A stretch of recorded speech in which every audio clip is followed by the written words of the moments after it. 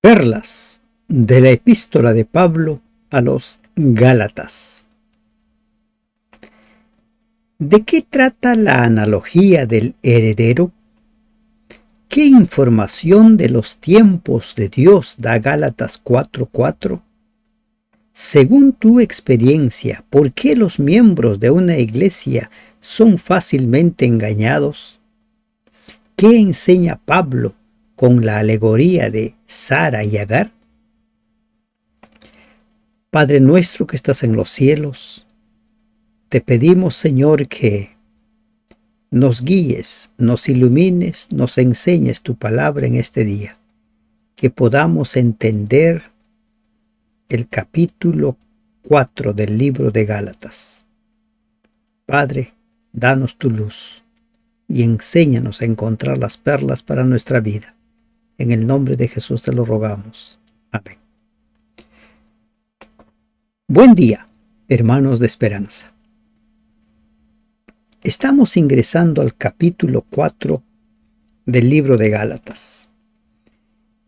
En la última parte del capítulo 3 vimos el propósito de la ley, y en los primeros 7 versículos de este capítulo se continúa con los propósitos de la ley. Recordemos lo siguiente. Esta carta Pablo lo dirige a los Gálatas porque hay un problema en esa iglesia. Los judaizantes, aquellos judíos que se habían convertido al cristianismo, aquellos judíos que creían que todavía el pueblo debía circuncidarse, que todavía el pueblo debía ofrecer los holocaustos o ciertos ritos relacionados con el santuario, ellos habían influenciado de tal manera en los Gálatas que ellos dejaron de creer en la salvación solo por fe y empezaron a hacer obras. No es que las obras del todo sean malas. Recordemos que las obras tienen que ser producto de nuestra entrega a Dios y no que con las obras busquemos que ganarnos el favor de Dios. Entonces, en estas circunstancias, Pablo escribe para que ellos se den cuenta de que la salvación es por medio de la fe, de que Cristo es el Salvador. No necesitamos ya seguir sacrificando corderos, no necesitamos circuncidar el prepucio. Lo que se necesita es circuncidar el corazón. Y con seguridad que no todos los Gálatas fueron arrastrados por los judaizantes. Si nosotros recurrimos a términos estadísticos, puede irse la mayoría, pero no todos. Y como Jesús también enseñó en más de una ocasión, en la iglesia hay los que son trigo y los que son cizaña. Los que son trigo son personas que ahí se mantienen firmes. Así venga el sol, así venga la lluvia en extremo, vengan los problemas, se mantienen firmes. Pero la gran mayoría había sido arrastrado. Entonces, es a este grupo que Pablo les está queriendo enseñar ¿qué cosa? Que la salvación no es por medio de obras, por medio del esfuerzo humano, sino por medio de la fe. Con esto en mente, continuemos nuestro estudio de Gálatas 4. Pero también digo, entre tanto que el heredero es niño, en nada difiere, ¿no?, del esclavo. Entre tanto que el heredero siempre es heredero por más que sea niño, solo que no puede ejercer la autoridad. Cuando sea grande, ha de ejercer la autoridad. Entonces Pablo le está diciendo a los Gálatas, ustedes están como el niño. Son herederos, pero están actuando como los esclavos, porque no saben cómo ejercer la autoridad que Dios les ha dado. Si nosotros recordamos el Evangelio de Juan en el capítulo 1, Juan dice que a los que lo recibieron, a los que creyeron en él, capítulo 1 de Juan, los ha hecho hijos de Dios, engendrados por el Espíritu Santo, no por voluntad humana. Entonces ahora Pablo les pone esta figura. Ustedes están como niños. Son herederos, pero no ejercen la autoridad. Y el heredero es como el esclavo. En nada difiere del esclavo, sino que está bajo tutores y curadores hasta el tiempo señalado por el Padre. Los tutores, los encargados, ¿no? Las personas que van a ejercer la autoridad en lugar del niño. Insisto, se está dirigiendo a los Gálatas. ¿A quién se le dio la promesa? A Abraham. ¿Abraham era como niño? No, ¿verdad? Hago esta aclaración porque muchos dicen, en el Antiguo Testamento, pues el pueblo era como niño, como esclavos, entonces necesitaban el tutor, la ley. Pero en el Nuevo Testamento ya no somos niños, ya somos adultos. ¿Eso es cierto? No es cierto del todo. Todo aquel que no ha entendido y que no vive de acuerdo a lo que nos enseña el Evangelio, somos como niños. Todo aquel, aún en nuestros días, aún en nuestros tiempos. Necesitamos todavía de tutores, de guías. Necesitamos que se nos diga, esto está bien, esto está mal. ¿Se dan cuenta? Así también nosotros, cuando éramos niños, dice Pablo, cuando éramos niños, estábamos en esclavitud bajo los rudimentos del mundo. Ahora, Pablo dice, así también nosotros cuando éramos niños. Pablo, como judío, ¿no?, se está incluyendo. Dice, cuando éramos niños. Y se dirige a los Gálatas. Y se incluye él. ¿En qué momento, hasta qué momento Pablo era niño? Piense. Hasta el momento de su encuentro con Jesús. Necesitaba de la ley el tutor. Cuando se encuentra con Jesús, Jesús lo envía a Damasco, y allí a Damasco le envía a él, a Ananías, y Ananías tiene que enseñarle. Era todavía como un niño, toma el bautismo, pero después él empieza a madurar. Entonces no estamos hablando de edades, estamos hablando aquí de una alegoría, de un simbolismo. Éramos niños. Estábamos en esclavitud bajo los rudimentos de este mundo. ¿Qué son los rudimentos de este mundo? ¿O qué son los rudimentos? Los rudimentos son lo básico. Los rudimentos son el ABC del Evangelio. Cuando nosotros leemos en el libro de Hebreos, capítulo 5, o el capítulo 6 dice, por tanto, dejando ya los rudimentos de la doctrina de Cristo, lo básico, el ABC. Y aquí Pablo también utiliza la palabra. Estábamos en esclavitud bajo los rudimentos del mundo. O sea, en el ABC. ¿No? Estábamos aprendiendo lo básico, sabíamos lo básico.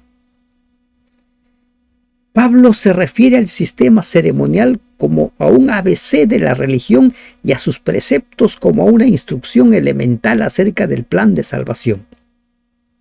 La ley era solo el ABC de la verdad revelada, adoptado a la comprensión de los niños espirituales. Recordemos que todo lo que se hacía en el santuario celestial era el plan de salvación ilustrado por medio del Cordero, las lámparas, el incienso, los sacerdotes. Cada uno de los servicios señalaban al ministerio de Jesús Por eso cuando viene Jesús, Juan el Bautista lo ve y dice: he ahí el Cordero de Dios. Pero cuando vino el tiempo, dice, cuando vino el cumplimiento del tiempo, Dios envió a su Hijo nacido de mujer y nacido bajo la ley. El tiempo exacto de la venida del Mesías había sido predicho por los profetas. Daniel capítulo 9 versículos 24 y 25. En los concilios del cielo había sido determinado de antemano el tiempo de ese acontecimiento. Por ejemplo, nosotros podemos ver lo que dice Hechos capítulo 17, versículo 26. Dice: y de una sangre ha hecho todo el linaje de los hombres, para que habiten sobre la faz de la tierra, y les ha prefijado el orden de los tiempos y los límites de su habitación. El orden de los tiempos. El Mesías no solo vino en el tiempo indicado por la profecía de Daniel, sino que vino en el momento histórico más favorable de todos. El mundo estaba en paz y bajo un solo gobierno. Los viajes por tierra y mar eran relativamente seguros y factibles. Dios dirige la historia de la humanidad. A nosotros nos da la libertad de elegir, de decidir, pero Dios también tiene el libre albedrío y Él establece el plan de salvación.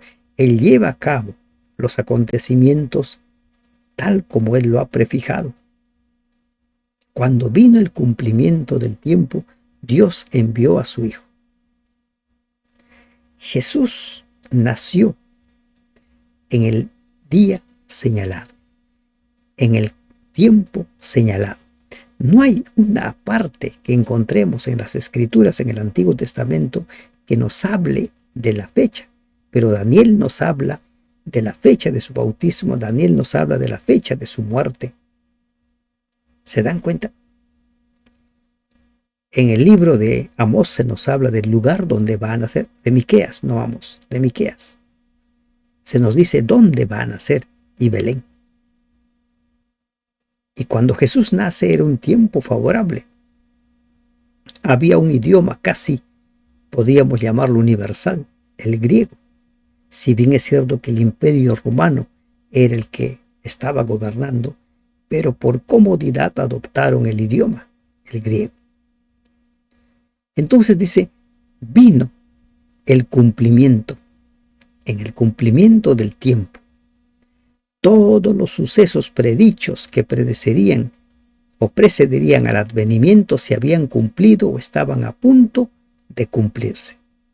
Entonces Dios envió a su Hijo y dice, nacido de mujer, María, y nacido bajo la ley. Como judío, Jesús cumplió los requisitos de la ley, o sea, las leyes ceremoniales, hasta donde le eran aplicables a él. Jesús fue un ser sin pecado.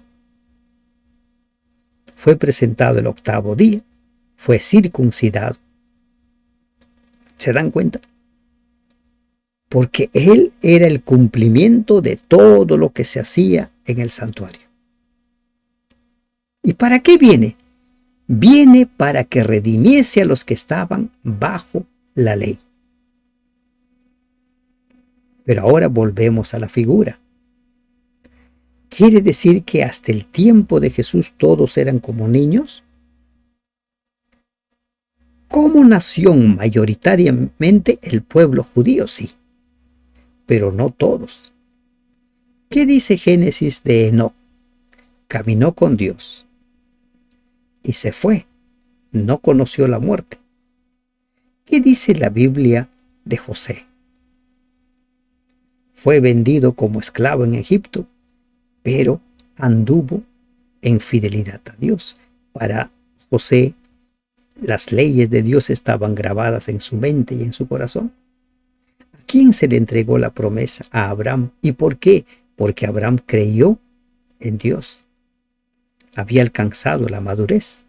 Había entendido lo que es el Evangelio, en qué consiste la salvación.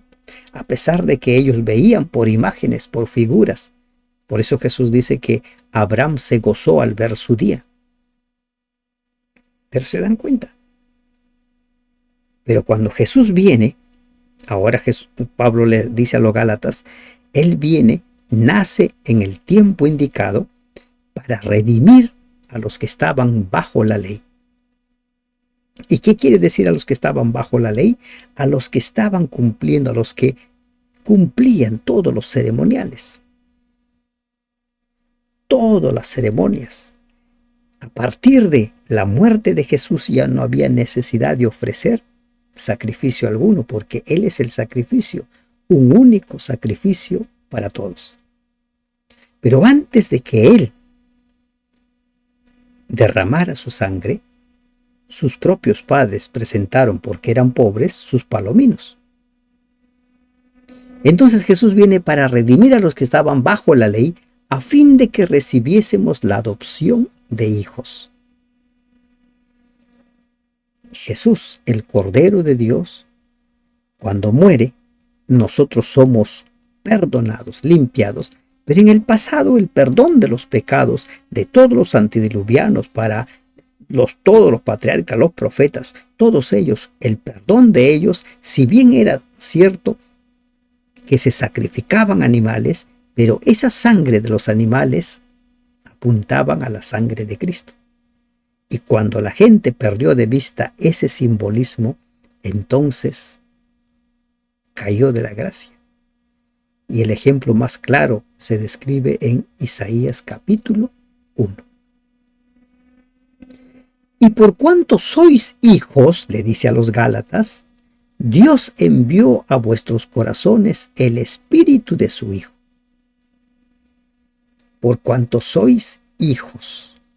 Pablo se dirige directamente a los Gálatas. Aunque eran gentiles, habían sucumbido ante el falso evangelio de los judaizantes y estaban entrampados bajo el yugo de esclavitud, el sistema legal judío, del cual Dios había liberado inclusive a los cristianos de origen judío.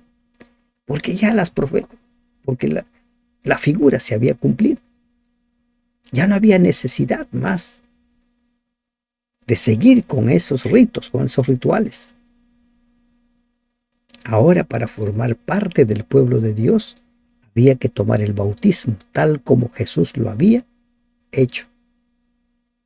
Entonces dice, por cuanto ustedes son hijos, Dios envió a vuestros corazones el espíritu de su Hijo, el cual clama, Abba, Padre. ¿Ah? El cual clama, Abba, Padre, gimiendo por el amor del Padre. Así que ya no eres esclavo, sino hijo, y si hijo, también heredero de Dios por medio de Cristo. El Espíritu es el que da la seguridad. El creyente, como miembro de la familia de Dios, como hijo y heredero, puede ahora acercarse a Dios y puede hacerlo con la plena seguridad del solícito interés del Padre. Pero por causa de la influencia de los judaizantes, los gálatas no tomaban en cuenta el significado y el valor de la libertad que Dios tan generosamente les brindaba en Jesucristo.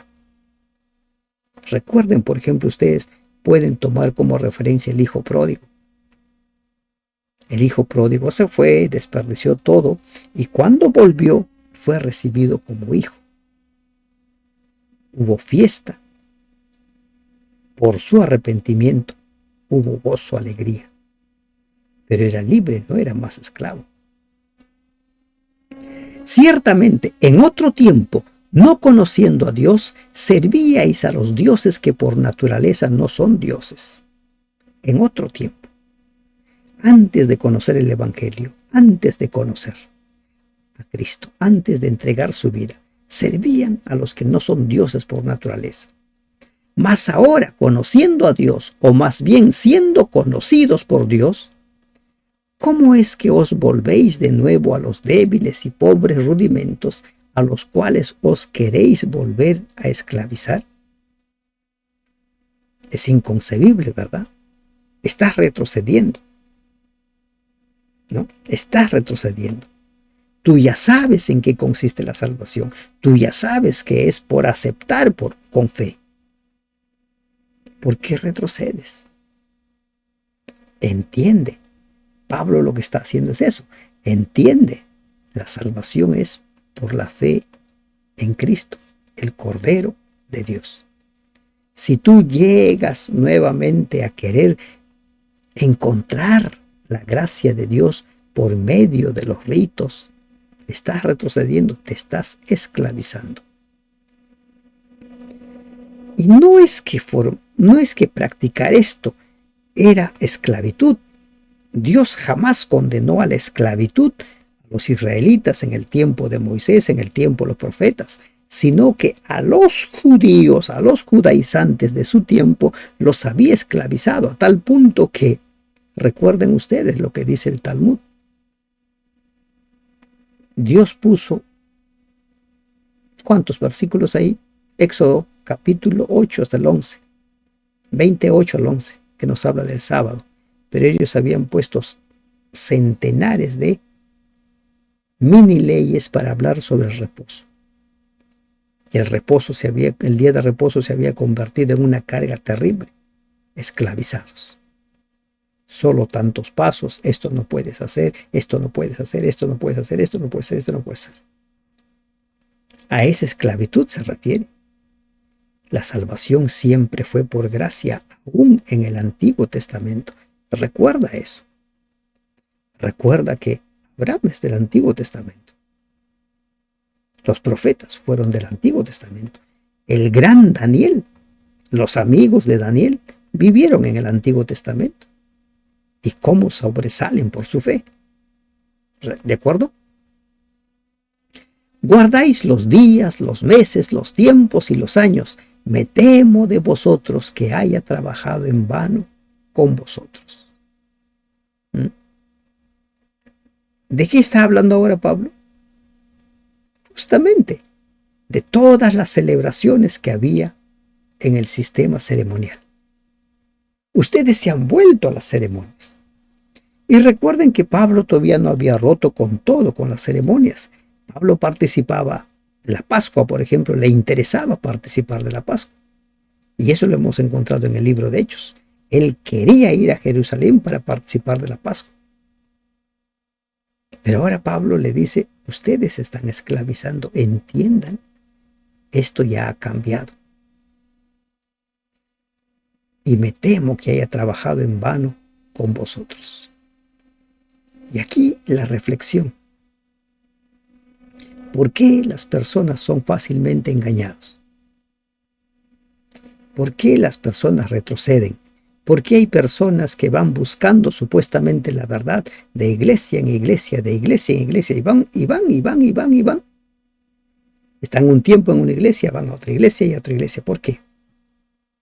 ¿Tan difícil es entender el Evangelio?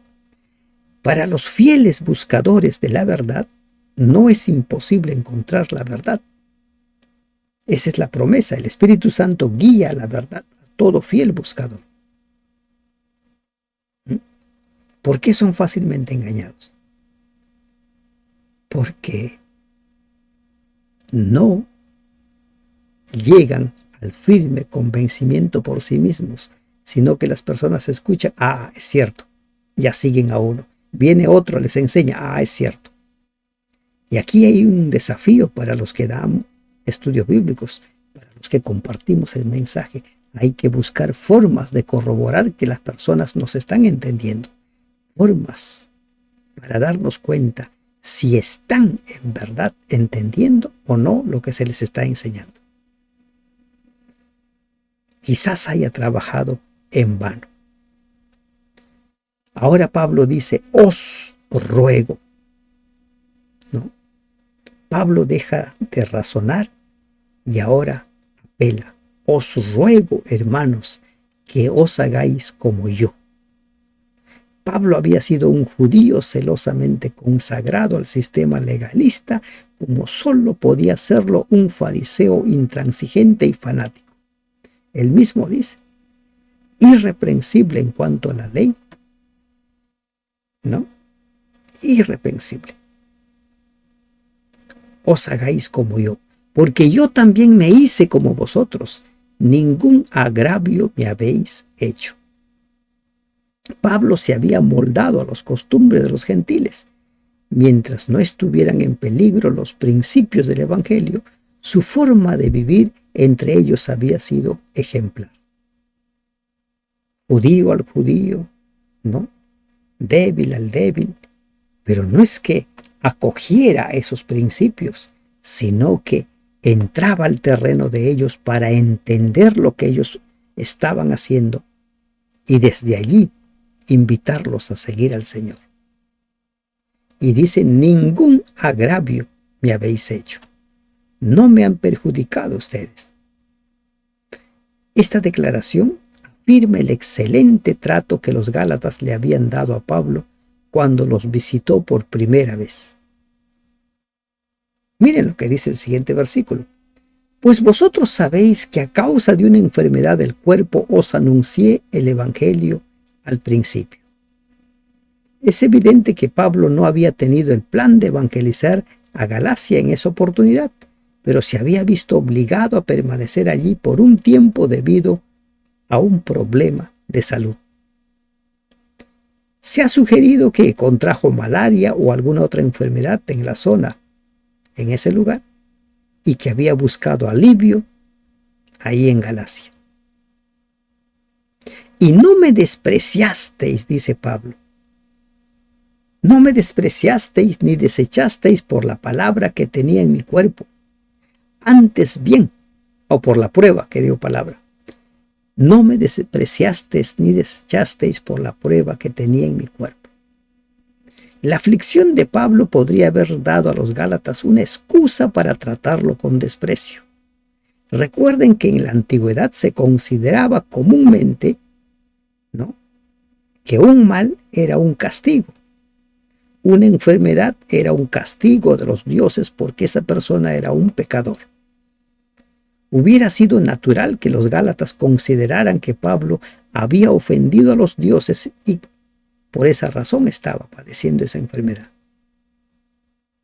Algunos consideran que aquí es donde él contrajo el aguijón. Es lo que suelen decir algunos, pero no encontramos nada de eso en este pasaje. No me despreciasteis ni desechasteis por la prueba que tenía en mi cuerpo.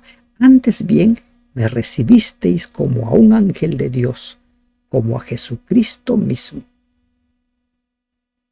La consideración que tuvieron los gálatas por Pablo. No podrían haber sido más bondadosos con Pablo. Su generosa hospitalidad no había dejado nada que desear. Por eso Pablo dice, ustedes ningún agravio me han hecho. ¿Dónde pues está esa satisfacción que experimentabais? Me escuchaban y decían amén, y estaban allí siguiendo las prédicas, escucharon cada mensaje. ¿Dónde está? Porque os doy testimonio de que si hubieseis podido, os hubierais sacado vuestros propios ojos para dármelos. Hay quienes dicen, ve, como Pablo tenía un problema en la vista, ellos estaban prontos a darle incluso, si era posible, sus ojos. No podría haber una prueba más convincente de su afecto por Pablo. No había nada demasiado grande ni difícil que no hubieran hecho por él. Los gálatas creían a Pablo, creían en su mensaje. Y ahora Pablo dice, ¿por qué? ¿Qué ha pasado? ¿Por qué han cambiado? Me he hecho pues vuestro enemigo por deciros la verdad. Pablo les decía la verdad y les dijo siempre la verdad. Él no había cambiado, su evangelio no había cambiado. ¿Por qué debía entonces cambiar la actitud de ellos hacia él? Pablo procuraba ahora librarlos de su esclavitud, de esa esclavitud al sistema de los judaizantes que querían aplicarlos a ellos. Entonces Pablo dice, ¿qué pasó? Mi mensaje sigue siendo el mismo.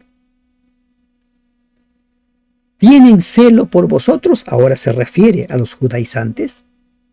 O sea, ¿ellos están interesados por la salvación de ustedes? tienen interés, pero no para bien, sino que quieren apartaros de nosotros para que vosotros tengáis celo por ellos. Los quieren convertir a ustedes en sus discípulos para que ustedes los defiendan a ellos. Recordemos que ustedes creían en mí. Yo no he cambiado. Mi evangelio no ha cambiado. No ha cambiado.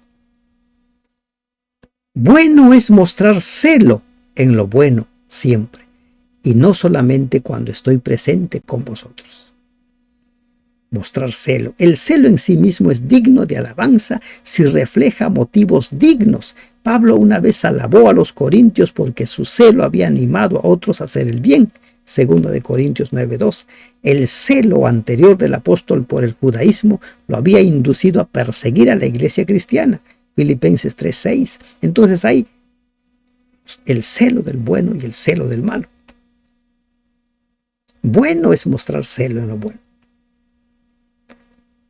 Y dice el versículo 19, hijitos míos, por quienes vuelvo a sufrir dolores de parto hasta que Cristo sea formado en vosotros. Esta forma afectuosa de comunicarse, como Juan lo hace, no aparece en ningún otro pasaje de los escritos de Pablo. Pero ¿qué dice? Hijitos míos, que por quienes vuelvo a sufrir dolores de parto. Quiero que ustedes vuelvan a nacer, vuelvan a tener la experiencia del nuevo nacimiento. Eso es lo que quiero. Que ustedes entreguen su vida a Jesús, amen a Jesús, conozcan a Jesús, que Cristo sea formado en ustedes. Pablo persistía en sus esfuerzos hasta que Cristo otra vez reinara en el corazón de ellos por la fe. Aquí hay una figura literaria del nacimiento, que ustedes vuelvan a nacer, que Cristo sea formado. Habían retrocedido. Es como si hubieran caído en apostasía. Hay que volver al nuevo nacimiento. Quisiera estar con vosotros ahora mismo y cambiar de tono, pues estoy perplejo en cuanto a vosotros. El anhelo de Pablo era presentar su mensaje personalmente. Lo que a continuación escribe podría entenderse mal y aplicarse mal. Si él hubiera estado presente, podría haber contestado todas las preguntas que seguramente surgirían cuando se leyera la carta. Sus enemigos la iban a tergiversar de la peor forma posible. Ese es el arma de Satanás, de los discípulos de Satanás, tergiversar las cosas. Decidme, dice Pablo, los que queréis estar bajo la ley, ¿no habéis oído la ley?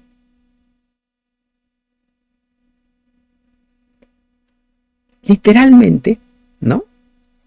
Bajo la ley, es decir, bajo el sistema legal, buscando la salvación por obras.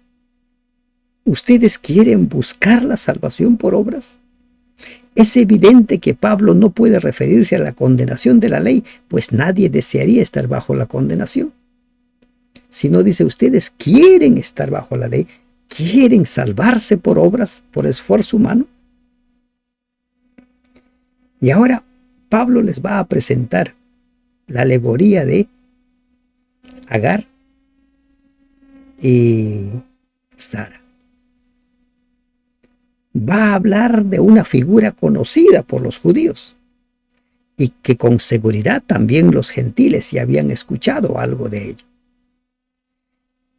Porque está escrito que Abraham tuvo dos hijos, una de la esclava, el otro de la libre. ¿Quién era la libre? Sara. Miren, esta es una alegoría, y la alegoría se le puede dar diversas interpretaciones, pero la interpretación que se da aquí es en función al tema que se está tratando. ¿Qué tema se está tratando? El retroceso de los Gálatas, el pretender encontrar el favor de Dios por medio de las obras. Dice, una era la esclava y la otra era la libre. Las casadas no eran libres en sí. Hablando rigurosamente, no eran libres. Sara no era libre, pero se nos presenta la figura, una esclava, una libre. ¿De acuerdo? Pero el de la esclava nació según la carne, más el de la libre por la promesa. Según la carne. ¿Qué quiere decir según la carne? Miren, aquí estamos encontrando otro simbolismo. Para que nazca Ismael, hubo una relación íntima entre Abraham y Agar. Para que nazca Isaac, hubo una relación íntima entre Abraham y Sara. ¿Por qué hago esta referencia? Para entender el simbolismo. Cuando dice nació según la carne, está diciendo nació según el esfuerzo humano, según el intento del ser humano por conseguir que las cosas se den. Si ustedes retroceden a Génesis, van a ver la conversación que hay entre Abraham y Sara, ¿no? Sara le dice a Abraham, mira, ya somos nosotros personas adultas, maduras, y yo no puedo tener hijos. Ahí tienes mi esclava, tómala, tengo un hijo con ella y ese hijo va a ser mi hijo. Porque era la costumbre en esos tiempos que las esclavas podían tener hijos cuando la señora no podía tener, y ese hijo era adoptado por la ama o por la señora como su hijo. Y entonces Sara le sugiere esto a Abraham. Abraham acepta y nace Ismael. Por eso dice según la carne. Y cuando habla según la promesa, hablas del nacimiento de Isaac, que en unas condiciones adversas, la ancianidad de Sara y la esterilidad de ella, prácticamente era imposible, humanamente hablando, que nazca Isaac. Dios intervino. Cuando Dios interviene, es lo espiritual, es la promesa, es lo libre, y cuando viene el esfuerzo humano, es según la carne, es la esclavitud. ¿De acuerdo? La cual es una alegoría, dice Pablo, se encarga de esclarecer. Es una alegoría, es una figura, es una representación, para que ustedes entiendan, pues estas mujeres son los dos pactos. El uno proviene del monte Sinaí, la cual da hijos para esclavitud. Este es Agar. El uno proviene del monte Sinaí. No pierdan de vista el significado que está queriendo dar Pablo. El intento de salvarse por el esfuerzo humano. ¿Por qué digo esto?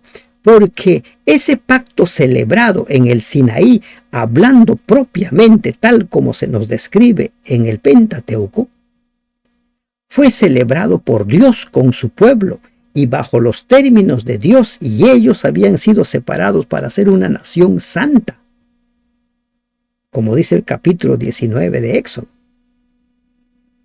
Pero lamentablemente ese pacto del Sinaí fue tergiversado de tal manera que los judíos trataban de cumplirlo rigurosamente según ellos para encontrar la vida eterna. Pero si usted lee en el Antiguo Testamento, no va a encontrar nada, ningún indicio de que los términos de ese pacto celebrado en el Sinaí fuera para buscar la salvación por obras. Moisés mismo les habla que circunciden el corazón. El problema es que los judíos tomaban ese pacto del Sinaí, lo tergiversaron de tal forma. Recuerden lo que dice Marcos.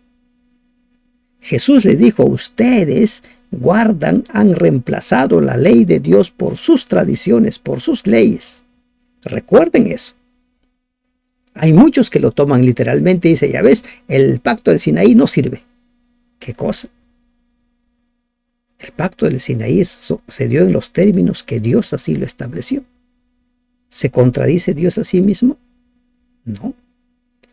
Para los judíos, como Pablo, que creían que esa era la forma de guardar ese pacto, y Pablo, ¿qué hizo? Perseguía a los cristianos. Entonces dice, este es Agar, el esfuerzo del hombre para encontrar la salvación. Pablo le está dando ese simbolismo al pacto del Sinaí, el esfuerzo del hombre por alcanzar la salvación. Pero ¿quién hizo ese cambio? ¿Quién hizo esa tergiversación? Los líderes religiosos. Porque Agar es el monte Sinaí en Arabia y corresponde a la Jerusalén actual, pues ésta, junto con sus hijos, está en esclavitud. Está simbolizando, es una alegoría. Una alegoría. Hay algunos que lo toman literalmente. Cuidado con esa figura. Recuerde, el mensaje es Gálatas, porque han retrocedido. La salvación es por gracia, por creer en Jesús. No es por el intento de hacer obras para salvarnos.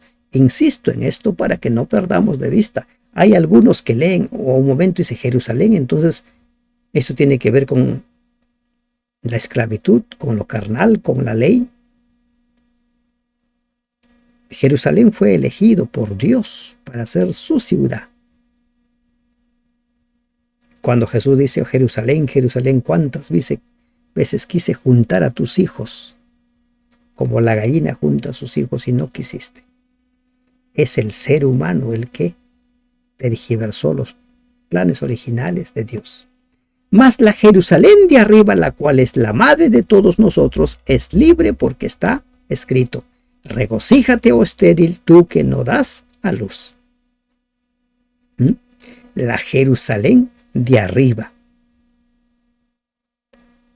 Ahora Pablo está diciendo la Jerusalén celestial. Y pregunto, ¿qué dice Apocalipsis 21? ¿Dónde va a establecerse la Jerusalén? ¿No es en la tierra? Según Zacarías, ¿dónde va a descender la santa ciudad? ¿No es en el monte de los olivos? Es lo que dice Zacarías. Por eso Pablo ha dicho, es una alegoría. Lo que está queriendo Pablo es que los gálatas se den cuenta, es por fe, no por el intento de hacer obras para salvarnos. Prorrumpe en júbilo y clama tú que no tienes dolores de parto, porque más son los hijos de la desolada que de la hija que tiene marido. No tiene dolores de parto. ¿Creen ustedes que Sara no tuvo dolores de parto al dar a luz a Isaac? Pablo está hablando de una alegoría. Incluso hay quienes toman el versículo 26 para decir que ahí está la esposa de Jesús. Incluso hay por ahí hay grupos de personas que dicen, bueno, Dios es mujer, tomando como referencia de ese versículo. No perdamos de vista qué cosa está queriendo enseñar Pablo. ¿Cuál es el propósito de su mensaje? Así que, hermanos, nosotros, como Isaac, somos hijos de la promesa. Por fe en Dios. Hijos de la promesa. Recuerden, por fe. Creyó Abraham en Jehová y le fue contado por justicia. Fue declarado justo. Fue declarado salvo. Somos hijos de la promesa, por fe. Pablo está queriendo resaltar ese principio. Por eso dice en el capítulo 1, ustedes al principio creyeron por fe, ¿o no? ¿No es cierto? Y pusimos un ejemplo también en nuestro estudio de ayer. Cuando Israel sale de Egipto, escuchó y creyó y salieron. Y recién cuando salieron, Dios les da sus leyes en el Sinaí y les dice cómo deben de vivir. Pero como entonces el que había nacido según la carne perseguía al que había nacido según el Espíritu, así también ahora.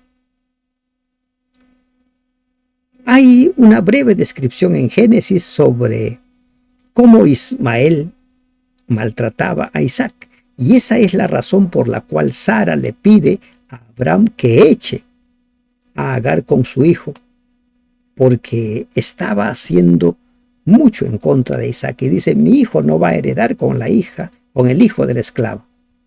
Y Dios le dice, no te preocupes, hazlo, hazlo. Y ahora Pablo toma ese conflicto que había entre Ismael e Isaac, dice, de la misma manera ahora también a nosotros nos persiguen. Por eso somos perseguidos, porque el conflicto continúa. Mas, ¿qué dice la Escritura? Echa fuera a la esclava y a su hijo, porque no heredará el hijo de la esclava con el hijo de la libre. De manera, hermanos, que no somos hijos de la esclava, sino de la libre. Entonces los judíos podían darse cuenta, somos hijos de Abraham. Y los gentiles no eran hijos de Abraham. Pero ya dijo en el capítulo anterior Pablo, todos los que son de la fe son hijos de Abraham. Aún los descendientes, según la sangre de Ismael, pueden convertirse en hijos de Abraham por ser de fe, por acercarse a Dios por medio de la fe. No somos hijos del esclavo, no somos personas buscando que salvarse por medio de sus esfuerzos, por medio del mérito, que es imposible. Entonces, ¿cuál es el mensaje? El mensaje es, la salvación es por medio de la fe, creer en Dios. Somos salvos por creer en Jesús, por aceptar a Jesús como nuestro Salvador, y no por el esfuerzo humano. Y es eso que Pablo está haciendo. Quiere que los Gálatas se den cuenta y quiere que nosotros nos demos cuenta. No perdamos de vista cuál es el propósito de la carta. Hay muchos que olvidan el propósito de ese capítulo e interpretan los pasajes de Gálatas 4 de formas diferentes que no tienen nada que ver con el propósito, con un solo fin. ¿Por qué tergiversan todo? Para decir, la ley no sirve. ¿Y a qué ley? Los 10 mandamientos. Y cuando les preguntas si en verdad no hay ley, no, solamente el cuarto. ¿No? Solo el cuarto. Todo lo demás está vigente. No, el propósito de Gálatas 4, Gálatas 3, el propósito de toda la carta a los Gálatas es enseñar a la gente, a los Gálatas y a nosotros, que la salvación es por medio de la justificación, por la fe. La salvación solo es por Cristo. Cristo es el único que puede hacernos salvos. Y una vez que somos salvos, una vez que aceptamos a Jesús, nos convertimos en hacedores de su palabra. Recién allí nos convertimos en hacedores de su palabra. Y como dice Efesios 2:10, somos creados para buenas obras. Entrégale tu vida al Señor. Cree en el Señor. Cree en su palabra y sé un hacedor de su palabra. Que Dios te bendiga. Amén.